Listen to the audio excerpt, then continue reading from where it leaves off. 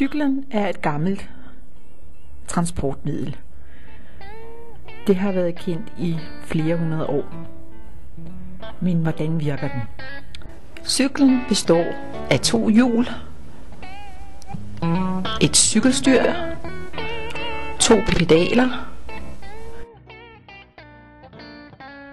en sadel, en ringklokke og meget, meget mere. Man cykler på den måde, at man stiger op ved hjælp af pedalerne, holder balancen, hvis man kan,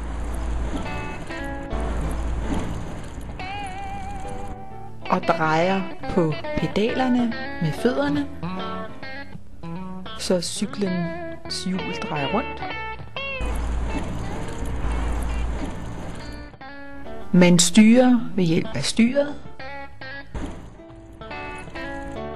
kan dreje til højre eller kan dreje til venstre.